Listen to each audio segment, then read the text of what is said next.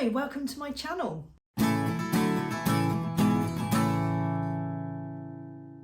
I'm Sam and I'm a pencil artist, and my aim is to help other pencil artists to grow in skills and confidence and to feel the benefits that regular creative practice has on health and well-being.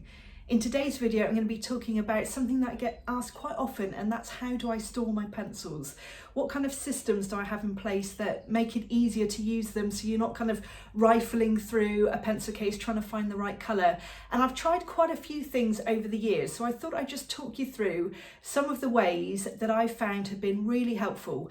And I do have kind of 3 systems on the go at the same time. So hopefully one or all of these ways might help you a little bit just to organise your pencils and to cut down the amount of time that you're looking for a specific colour. So the first way I organise my pencils are in these amazing pencil cases from Jackson's. So I've got 2 of them. You can see they're in use, and I will show you the other way that I store them. But after I have finished with the pencils that I'm using, I will put them all back in. So all of the cold and the warm greys go here.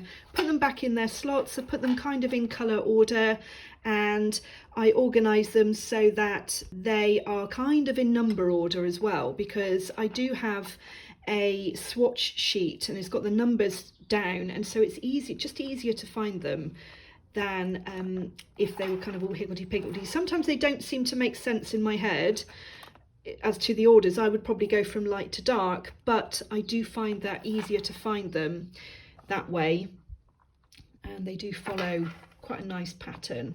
So these are brilliant. Obviously they close up and store, you can stack them. They're just amazing. I would definitely recommend them from Jackson's. The second way that I store my pencils are in jars or other things that I've collected. So this one actually was a Stilton pot from Christmas. You can see this was probably a peanut butter jar, and then I've got this lovely one my husband bought me for our anniversary. But there is method to this madness actually. So say this jar here, this is for a current portrait. This is, well, it's actually an orchid drawing that I'm doing. So what I tend to do is keep all of the colours that I'm using in one jar so that I know which jar I need to pick on to carry on with that portrait. Because I have quite a few different things on the go, I generally have a commission on the go, I generally have possibly a wildlife piece for me, just for me recreation. I film a little bit for tutorials, and then I've also got a tutorial for my membership on the go. Then I've got a few different drawings, so I need to be able to keep them in different places so that it makes sense that I can just grab that jar ready for the next one. With the Jackson's pencil cases, I actually only keep polychromos in there. So what I'll do is I'll store my luminance, here you go, this one, my luminance and my Pablos in colour order. So that one will stay like that. I think this jar's got the blues and greens because that's for another portrait. That's a cat eye portrait. I've got my, what are these? These are my first ever watercolour pencils. I used them because I thought they were coloured pencils. I didn't realise they were water soluble. I didn't really know the difference then. That was a long time ago. And I was recommended these in an art shop. So they were really soft, and I didn't use them with water. But you know, it lit the spark, should we say, so it definitely got me going. This one's another portrait. You can see there's a real mix of different colours in there. That's the orchid one, and then for these, that's the greens of the Caran d'Ache luminance, and if I have any green Pablos, which I don't think.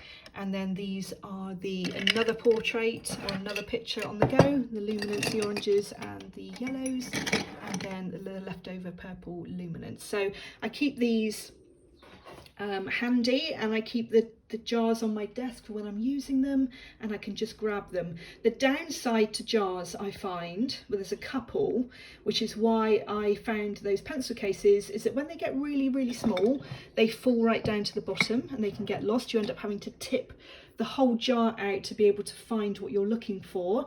And the other thing is, if you keep them in jars for specific portraits and you need that same colour for another portrait, you either need a few of the same colour or you're going to be cross I want to say cross-contaminating. That sounds very dramatic. I don't mean that, but you probably will find yourself getting a little bit lost with the colours, and because I need to tell my students which pencil colours are going to be used in the portrait, then I do need to make sure that I keep them all in one place, if not write them all down so that I've got a record. So those are the kind of the minuses of keeping them in jars, which is why I like the combo of the pencil cases with the jars.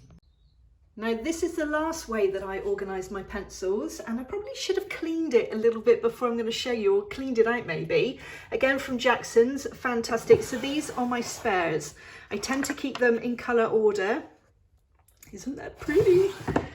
It's not particularly, Pinterest worthy, would you say?